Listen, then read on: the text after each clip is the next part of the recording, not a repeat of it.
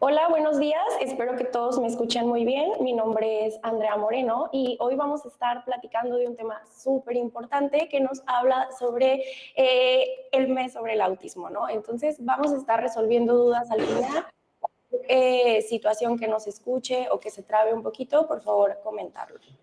Entonces voy a iniciar presentando. Un segundo.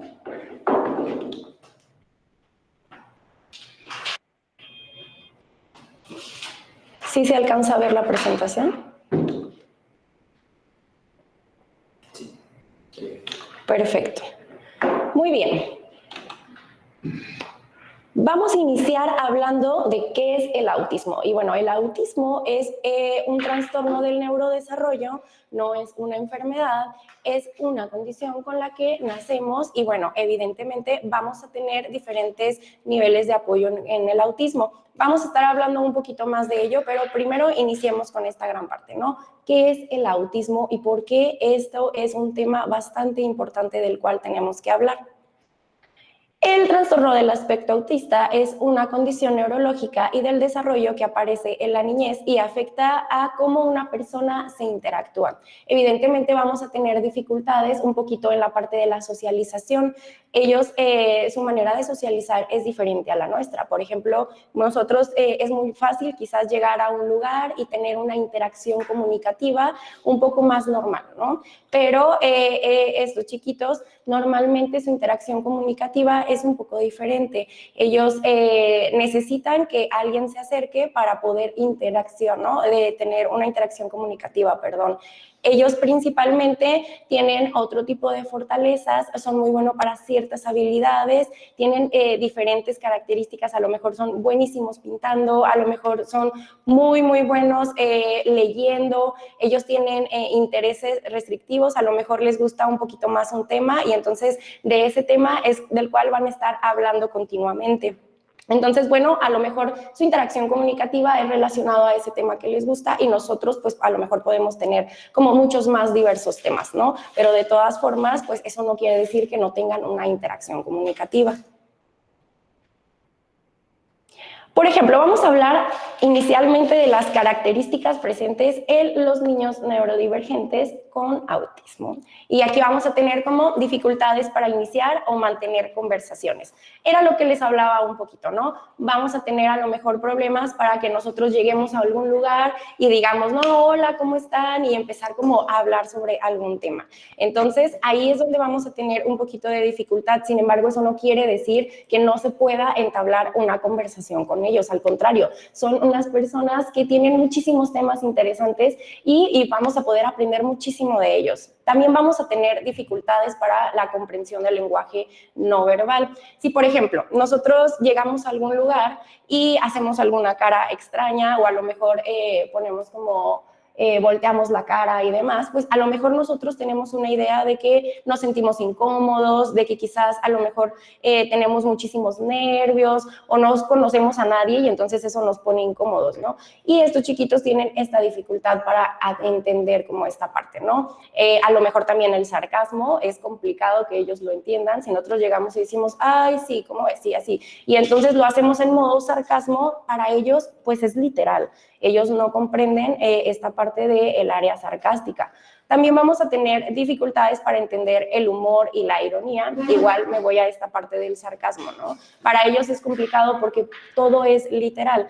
Si nosotros, bueno, por ejemplo, yo les he puesto un ejemplo a mis alumnos de los cuales les hablo acerca del autismo, de una chiquita que me comentaba que en clase la regañó su maestra porque su maestra le dijo, bueno, recoge el estuche que tiraste. Y entonces la pequeña recogió el estuche, pero dejó todas sus plumas, lápices tiradas, ¿no? Y entonces fue como la maestra le regañó y le dijo, bueno, ¿por qué no recogiste todo? Y la pequeña dijo, a mí únicamente me pidió que recogiera el estuche. Entonces la comunicación es muy directa con ellos y entonces es complicado a lo mejor que ellos puedan entender la manera en la que nosotros normalmente hablamos cotidianamente.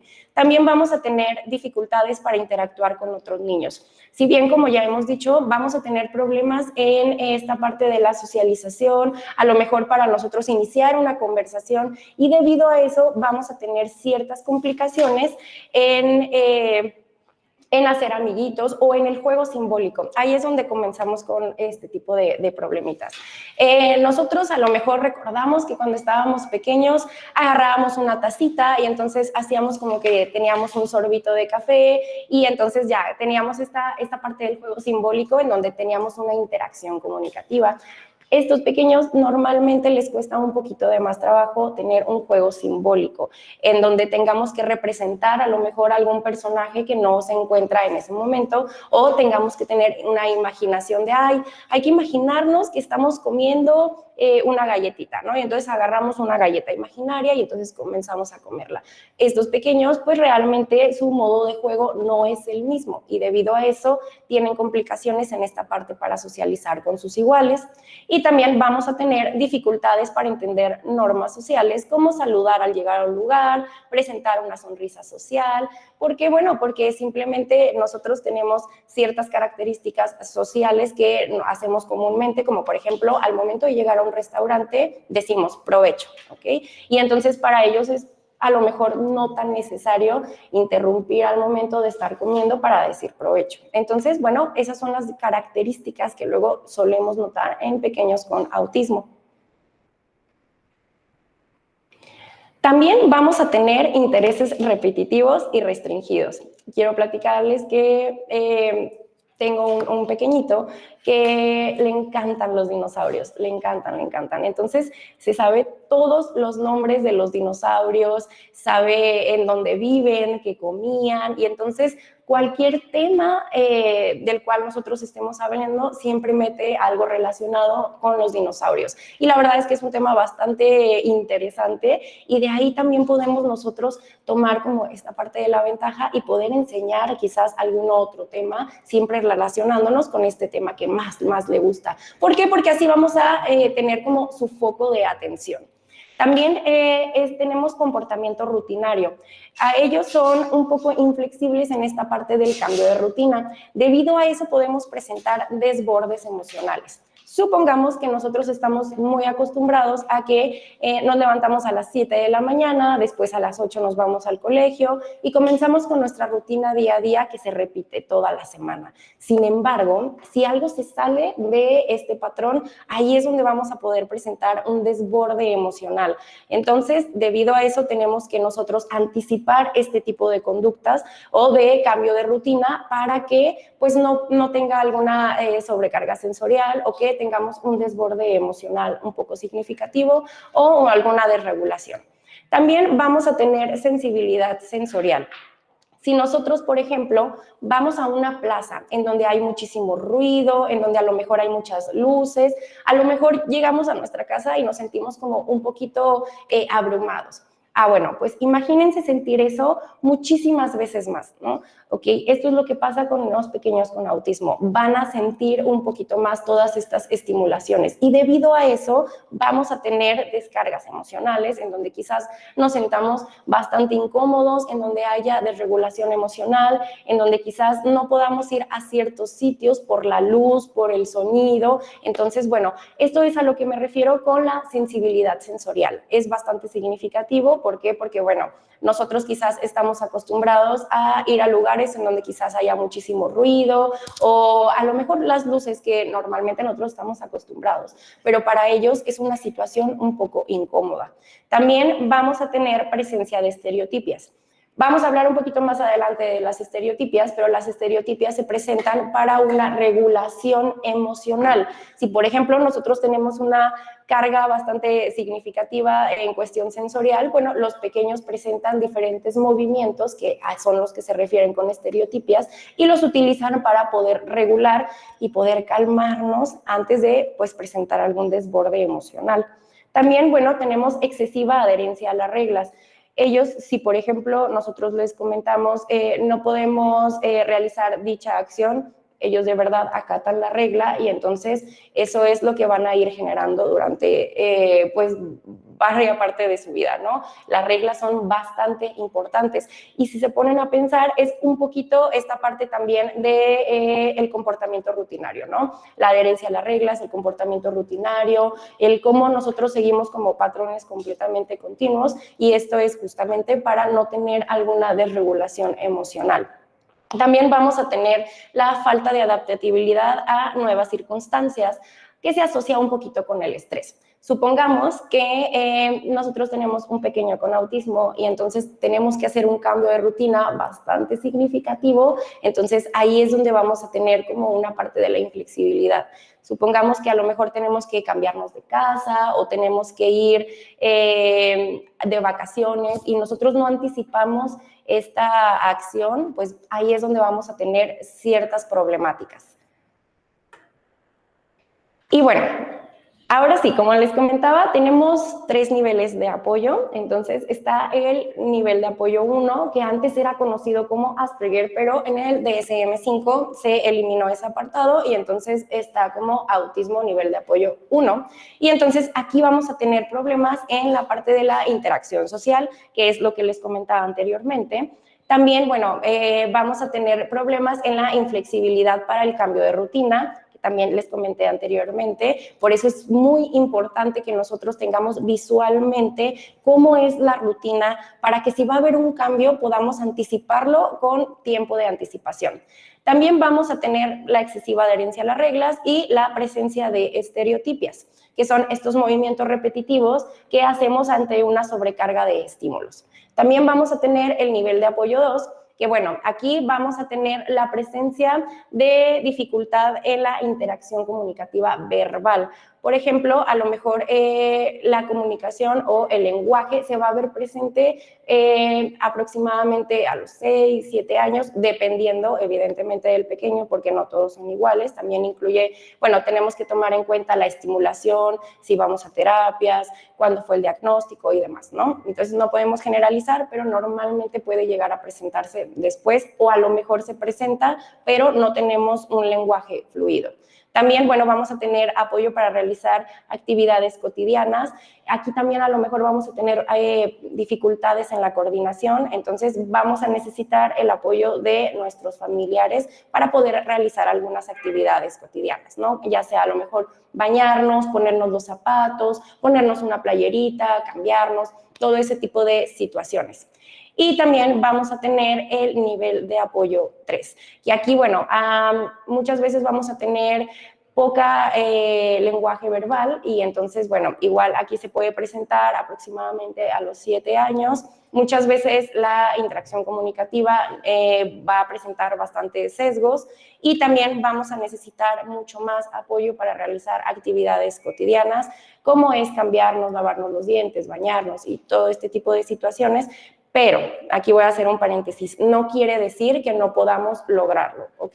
Sí es bien importante hacer este paréntesis porque he escuchado que está este mito de, como es autista nivel de apoyo 3, no va a poder hacer esta acción nunca, y no. Sí se puede hacer, necesitamos evidentemente tener como diferentes tipos de terapia, sensorial, ocupacional, de lenguaje, y entonces, bueno, lo que sea necesario para nuestro pequeño, y en base a eso vamos a tener un alcance de objetivos adecuado. Pero bueno, es un equipo multidisciplinario y todos tenemos que estar participando, pues para que el proceso sea el mejor. Y bueno, aquí les voy a dar un dato curioso que numerosos estudios demuestran que el TEA pues, es un trastorno que se presenta con más frecuencia en niños que en niñas. ¿Por qué? Porque, bueno, anteriormente era un poquito más complicado dar con el diagnóstico y era un poquito más difícil diagnosticarlo en niñas porque la interacción comunicativa que tenían las pequeñas a lo mejor era un poquito más que la que tenían los pequeños. Sin embargo, actualmente se ha demostrado que estamos en cifras casi igualitarias en el diagnóstico, tanto en niñas como en niños, pero anteriormente esta era como la creencia que se tenía, ¿no? Que era más probable que un niño tuviera diagnóstico de autismo que una niña. Ahorita pues todavía tenemos un poquito de cifras más elevadas en niños, sin embargo, de todas formas, no es exclusivo el autismo en niños como anteriormente se creía, ¿no? Ahorita pues ya sabemos que esto es algo que va a la par. Y bueno, aquí tenemos diferentes trastornos conmórbidos. Esto quiere decir que no solamente vamos a tener la presencia de autismo, sino que también vamos a tener otro trastorno en conjunto. Por ejemplo, está esta parte de la discapacidad intelectual, que bueno, es relativamente frecuente y se presenta en dificultades de algunas capacidades, especialmente las cognitivas, como el pensamiento y el lenguaje. No obstante, esta dificultad debe de evaluarse siempre como independiente, ¿ok? No solamente vamos a decir, ay, no, yo creo acá porque yo siento y lo veo que tiene tal cosa y tal cosa. No, tenemos que hacer las evaluaciones pertinentes. Nosotros como psicólogos hacemos evaluaciones observacionales, estandarizadas, pero no solamente podemos hacerlo todo, ¿no? Tenemos que trabajar con un equipo multidisciplinario para poder llegar a un diagnóstico adecuado. Entonces, bueno, si tenemos algún otro tipo de trastorno conmórbido, esto también se va a determinar durante la evaluación que hacemos con la parte del neurólogo, la parte del psicólogo, también observaciones que tenga la maestra, familiares y demás, ¿no? Todo es bien importante que se haga como una base de datos en donde tengamos toda la información y que no solamente esté trabajando con un profesional, sino que sea un equipo multidisciplinario. También está esta parte del trastorno por déficit de atención con hiperactividad, que es que se va a presentar con una mala desorganización. También vamos a tener dificultades en la planificación y para seguir instrucciones, ¿no? Vamos a tener a lo mejor problemas para lograr estar quietos en una silla y vamos a necesitar estar moviéndonos constantemente. Yo les he comentado que, bueno, cuando nosotros tenemos hiperactividad es bastante complicado que podamos tener este tiempo de decir, ay, bueno, me voy a sentar, a lo mejor en misa, ¿no? Me voy a sentar, no me voy a mover y voy a estar así tranquilo, ¿no? Nuestro cuerpo está pidiéndonos que busquemos un movimiento, ¿no? Entonces, aquí lo importante es buscar estrategias para que nosotros podamos buscar ese movimiento sin necesidad de afectar a lo mejor el entorno en el que estamos. Y bueno, cuando se combina con el autismo, pues vamos a tener que trabajar en estas dos áreas, ¿no? No solamente en las dificultades que va a caracterizar el autismo, sino que también vamos a estar trabajando en estas dificultades que nos presenta el déficit de atención con hiperactividad, como por ejemplo el poner atención en un tema, a lo mejor también va a ser en esta parte de la planificación, de organizar quizás nuestra rutina, nuestro día, y bueno, también se va a ver conmorbido con el autismo. Otra área que es un poco muy común, que es la epilepsia. Esta enfermedad neurológica es en la que se presenta una crisis de actividad eléctrica anormal en la corteza cerebral que provoca pérdida de la conciencia, convulsiones incontrolables o epilepsias que se llaman ausencias, que es a lo mejor cuando estamos nosotros sentados y entonces nuestra mirada como muy perdida, pero esto es en modo pues, epilepsia, ¿no? Que sí tiene una característica neurobiológica. Y bueno, ¿qué es lo que pasa con esta parte, no? Normalmente la epilepsia la podemos diagnosticar antes que el autismo, porque bueno, es un diagnóstico observacional, el médico es el que se encarga de decirnos con qué frecuencia, qué tan altas o bajas son sus episodios de epilepsia, y entonces esto también va a tener como una área de oportunidad con el autismo, debido a que posiblemente va a ser muy complicado que tengamos como una área rehabilitativa completa y continua. ¿Por qué? Porque vamos a también estar en tratamientos con la epilepsia. Pero voy a volver a hacer el paréntesis. Eso no quiere decir que nuestro pequeño no vaya a poder avanzar, ¿ok? Ellos pueden lograr todo lo que se propongan siempre y cuando estemos trabajando con el equipo multidisciplinario adecuado y que tengamos esta parte de la comprensión con familiares, que tengamos las redes de apoyo indicadas, que nosotros también en casa como padres de familia tengamos estas habilidades de poder estar trabajando todo lo que nos indican los terapeutas en casa. Y bueno, y por último vamos a tener el trastorno de ansiedad, que se caracteriza por la presencia de una preocupación excesiva en torno a un tema o un miedo irracional.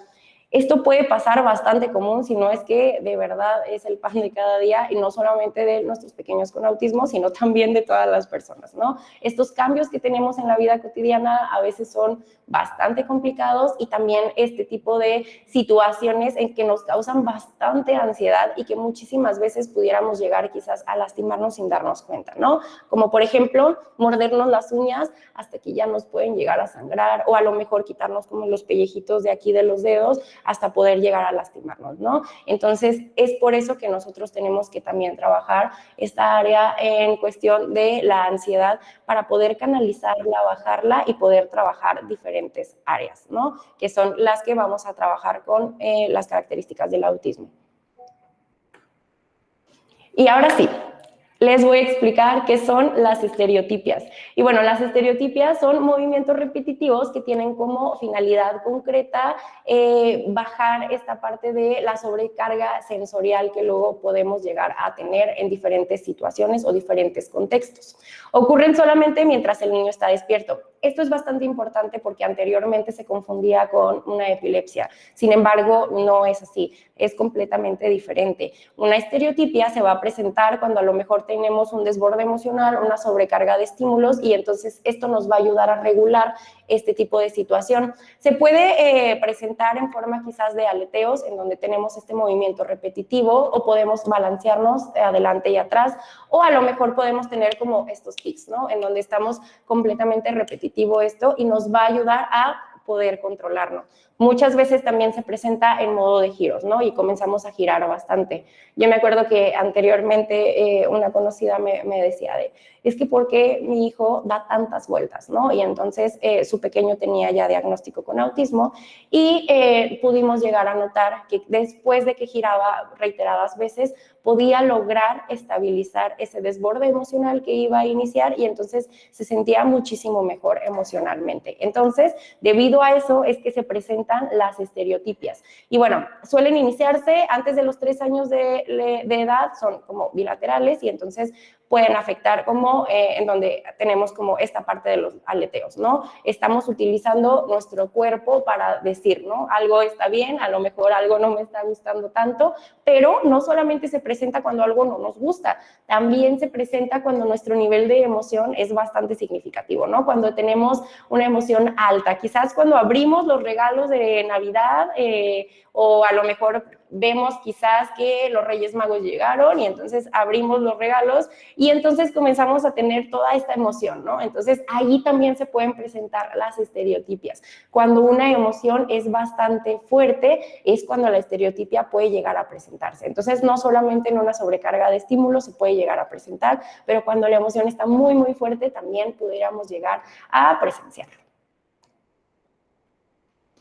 Y bueno, el autismo y la familia. Yo creo que esto es un tema que muchas veces quizás no se habla de la importancia que tiene la familia para este proceso, ¿no? La participación de los familiares, pues bueno, va a ser el pilar de apoyo para los papás, y entonces cuando suelen tener este diagnóstico los papás, pasan durante el proceso del duelo, ¿no? El duelo tiene diferentes etapas. Yo aquí mencioné algunas en donde está la negación, la ira, la negociación y la tristeza.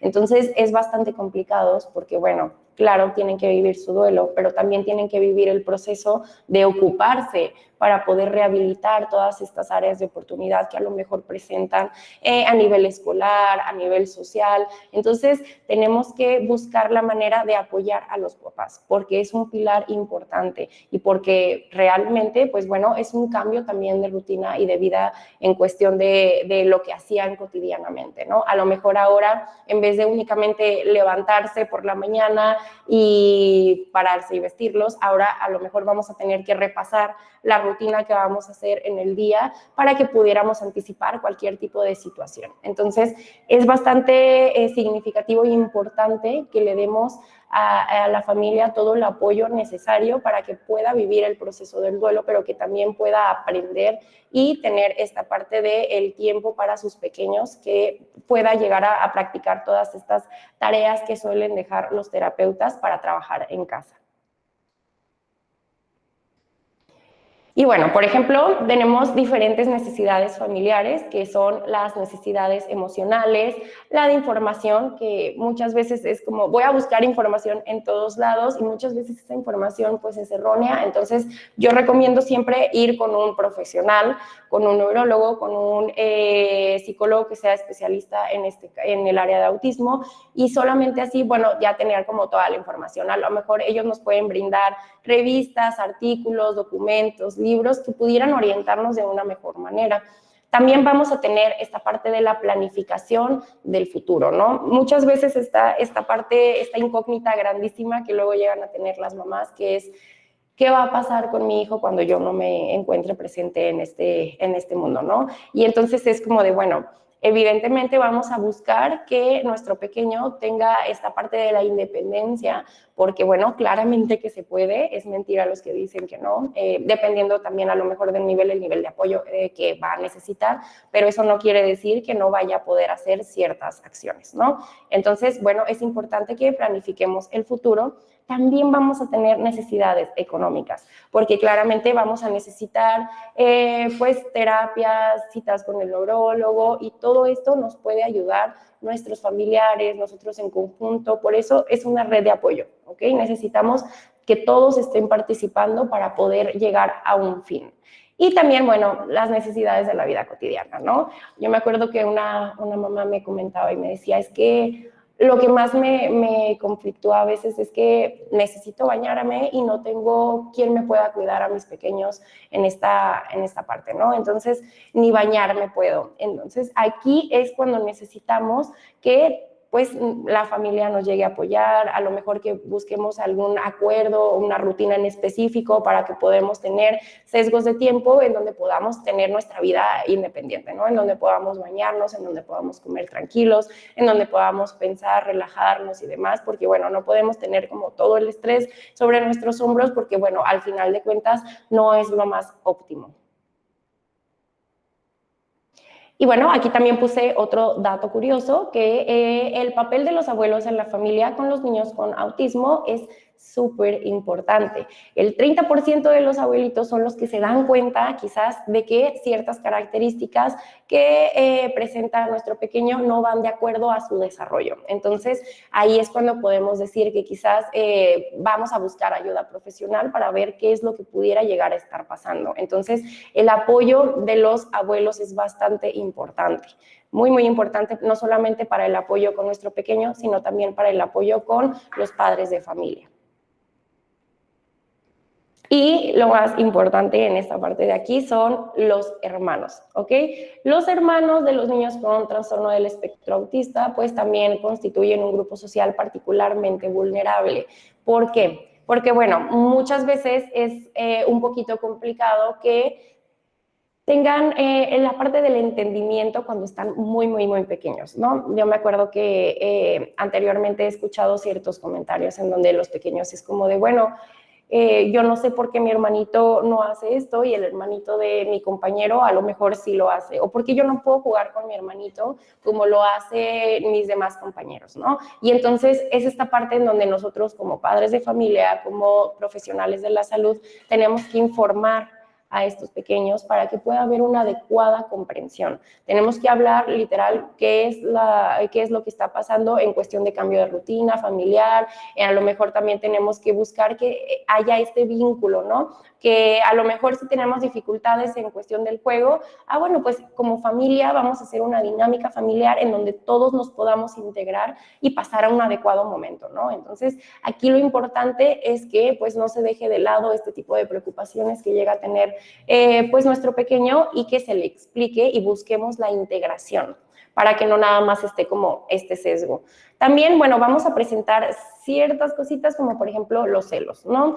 Muchas veces está esta parte en donde la persona pues necesita ciertos niveles de apoyo, entonces mamá y papá están un poquito más inclinados en poder ayudar al hermanito que lo necesita, y entonces el otro hermanito está enojado, está celoso, a lo mejor tiene ciertos problemas de conducta, y bueno, se va presentando por esta parte, ¿no? También vamos a tener el desconcierto y la confusión, que es justamente por esta área, ¿no?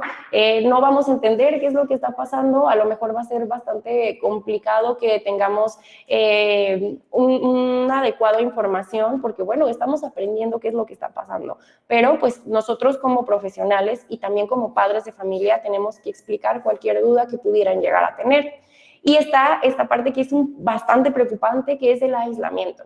Muchísimas veces se presenta este caso en donde vamos a tener esta parte de, ay, no, pues yo mejor me voy a encerrar en mi cuarto, yo mejor me voy a ver la tele o me voy a jugar videojuegos y demás, y no hay esta convivencia familiar ni esta unión en hermanos, ¿no? Y esto es bastante preocupante porque, bueno, a lo mejor podemos tener una área emocional que nos pueda llegar a preocupar, ¿no? Entonces, es importante que busquemos que haya una adecuada relación en general familiar. Podemos hacerlo con diferentes dinámicas, con diferentes paseos. Aquí lo importante es buscar que haya esta parte de la unión para que cualquier duda o área de oportunidad en cuestión emocional, pues podamos lograr resolverla. También está esta parte de la sobrecarga de responsabilidades. Si bien es conocido que muchas veces es demasiado el trabajo que pues nosotros tenemos como padres de familia, ¿no? A lo mejor está el tengo que trabajar, tengo que estar acomodando las cosas de la casa, tengo que estar al pendiente de tareas y demás. Y entonces tienen esta parte de decirle al hermanito mayor, ¿no? O tú ayuda a tu hermano, tú ayúdame con esto y demás, y entonces está esta sobrecarga de responsabilidad, ¿no? Entonces, bueno, claramente está bien brindar un poquito de apoyo, sin embargo, tenemos que ver la cantidad de responsabilidad que estamos brindando a nuestro pequeño de acuerdo a su edad, ¿no? Y también de acuerdo a lo que se está necesitando en una situación específica, ¿ok? Entonces, sí es importante a lo mejor brindar cierta responsabilidad, pero no en exceso y únicamente lo que de verdad le llega a tocar a un pequeño, ¿no? Que es jugar. A lo mejor es más fácil decir, ay, ve a jugar con tu hermanito, que ve y cuida a tu hermanito, ¿no? Ahí es como cambia la interacción comunicativa, pero que también cambia como esta parte de cómo estoy sintiendo en cuestión de responsabilidad esta carga, ¿no? Y entonces es lo que queremos evitar, no queremos que se vea de esa manera, queremos que lo vean como modo juego, como modo interacción. Aquí lo importante es que haya como esta parte de la unión y que no sea como, ay, tienes tu responsabilidad. También está la parte de la preocupación por el futuro, ¿no? También estos pequeñitos luego suelen tener como comentarios de, y si yo lo tengo que cuidar de grande, y si a lo mejor yo no puedo con ciertas instituciones y demás, ¿no? Entonces, es muy importante que cualquier duda que lleguen a tener, pues se hable, que se trabaje esta parte del área emocional y que también estemos bastante al pendiente de cuáles son las preocupaciones del futuro para que no llegue a tener como una idea errónea de lo que pudiera llegar a pasar. También vamos a presentar diferentes emociones, a lo mejor un poco más intensas. Hay que acordarnos que todas las emociones son buenas, que no hay emociones negativas, simplemente son emociones, pero que unas se presentan con más intensidad, ¿no? Y a lo mejor el enfado y el miedo son una de las emociones que va a llegar a presentar los hermanos. Entonces tenemos que apoyarlos también mucho emocionalmente. Y bueno, aquí es importante que las familias tengan diferentes tipos de orientaciones. Por ejemplo, es importante hablar de lo que sucede para sentirse apoyado. Hay diferentes asociaciones en donde hay terapia de grupo, en donde quizás hay como esta parte de, bueno, aquí estamos muchos papás que tenemos la misma situación y entonces todos vamos a hablar de las cosas que nos han funcionado, de a lo mejor los terapeutas que tenemos como de opciones, a lo mejor escuelas y demás, ¿no? Es bastante importante que se sientan apoyados y que no sientan que están solos durante este proceso. También es buscar apoyo para las actividades diarias, que es lo que comentaba un poco de la familia. Muchas veces las actividades que nosotros teníamos como comúnmente ya relacionadas, pues va a ser un poquito más complicada realizarlas. Entonces, tener el apoyo es bastante importante. También el buscar recursos profesionales en instituciones, ¿no? No buscar información en cualquier sitio, sino irnos a un lugar adecuado que nos pueda brindar la información necesaria para tener, pues, un adecuado avance terapéutico y alcance de objetivos. También es importante colaborar con los profesionales y la escuela. Si nada más queremos trabajar con un profesional, va a ser bastante complicado el alcance de objetivos. Entonces, es importante que trabajemos con un equipo multidisciplinario, ¿ok? Tanto la maestra, como el neurólogo, como el psicólogo, como a lo mejor el nutricionista, nosotros como padres de familia, todo esto nos va a ayudar muchísimo al alcance de objetivos. También, bueno, informar a familia y amigos de ciertas dificultades, porque muchas veces no vamos a poder asistir a diferentes situaciones, o a lo mejor sí, pero por un periodo corto de tiempo. Entonces, el avisar pues va a ser un poquito más fácil, ¿no? También es importante que los papás se den un tiempo para sí mismos, porque como les comentaba, bueno, no podemos vivir como con mucho estrés, ¿no? Muchas veces cuando pasa algo que no entendemos, nos adherimos a eso y entonces comenzamos a tener diferentes pensamientos a lo mejor catastróficos, y eso va a hacer que nuestro nivel de emoción suba y no sea lo mejor, ¿no? Entonces tenemos que buscar nosotros tener como esa parte de la relajación. Y también aprender diferentes cosas que pudiéramos llegar a proporcionarle a nuestro pequeño, como a lo mejor diferente material sensorial, a lo mejor algo que lo pueda ayudar a la regulación y demás, ¿no? Entonces, todo esto pudiéramos llegar a implementarlo para que antes de que pase un desborde emocional podamos como minorizarlo. Y también, bueno, llevar un diario para obtener rutinas, ideas y controlar como esta parte del progreso y los cambios.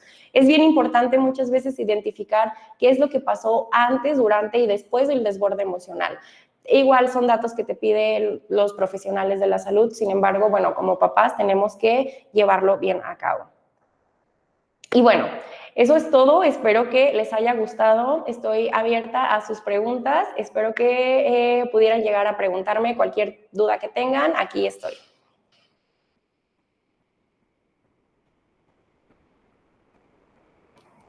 ¿No hay preguntas?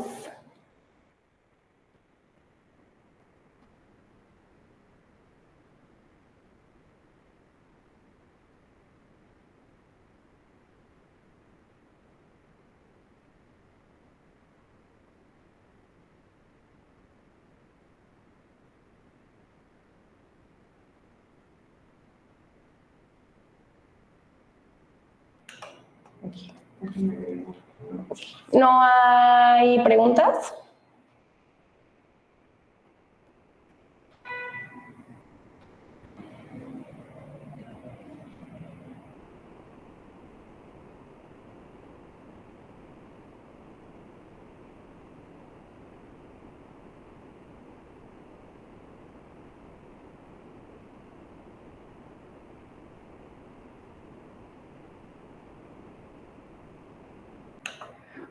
Muy bien, bueno, entonces si no hay una pregunta, igual de todas formas quedo a sus órdenes por si hay alguna duda que se les vaya presentando durante el día.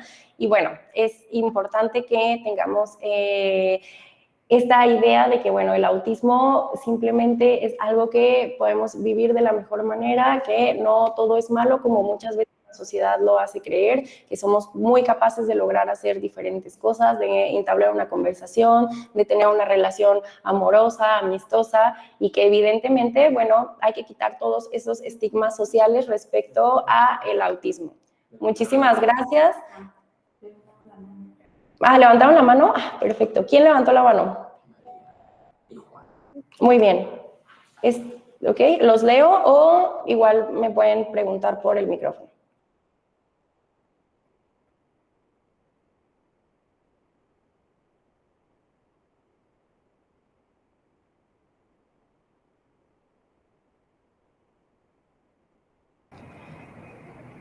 Veo que hay una duda, pero no alcanzo a ver.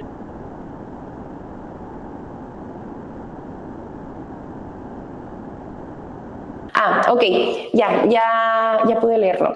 Como bien no existe realmente pues un estudio que diga, bueno, el autismo se da por tal situación o por tal situación. Sin embargo, sí puede llegar a ser hereditario, no en todos los casos, pero de hecho normalmente te mandan a hacer estudios genéticos para saber si de ahí fue que a lo mejor puede ser alguna herencia y demás, pero no en todos los casos es así. Entonces sí puede llegar a presentarse por algo hereditario, pero no podemos clasificar que nada más es por eso.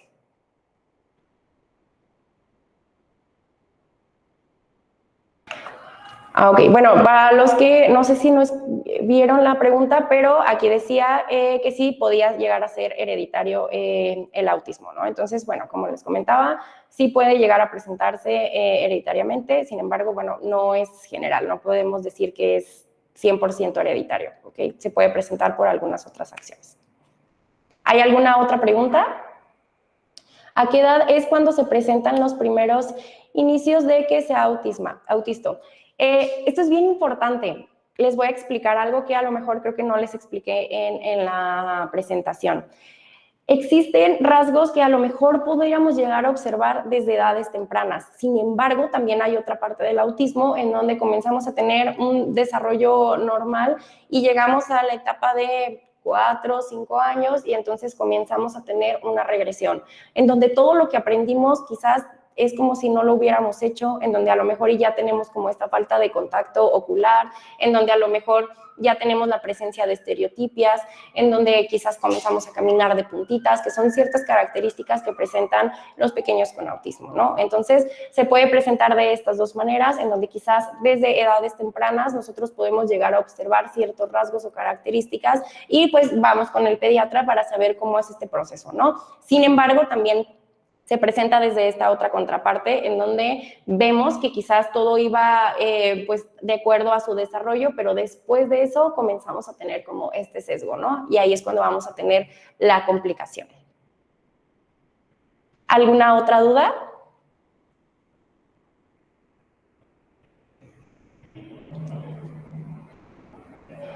¿Con qué otro trastorno se puede confundir?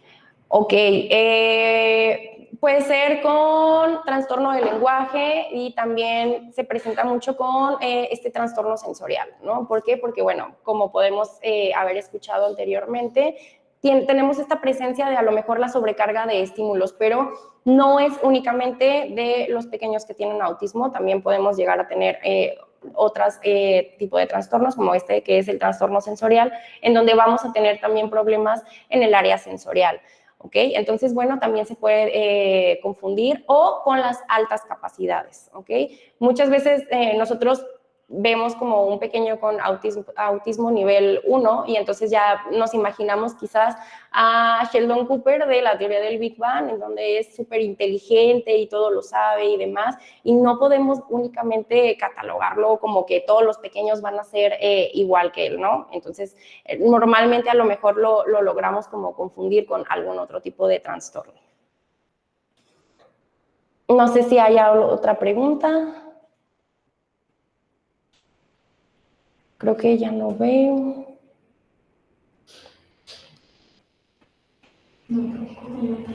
Sí, ¿verdad? Ya no hay. Ok. Bueno, pues bueno, espero haber solucionado todas sus dudas de la mejor manera y pues muchísimas gracias por escucharme. Y entregamos el reconocimiento a la maestra Andrea Díaz por su webinar. Muchas gracias. Felicidades. Muchas gracias. Y pues, bueno, sin más, los dejo y espero que sigamos informándonos respecto a este bonito tema. Gracias.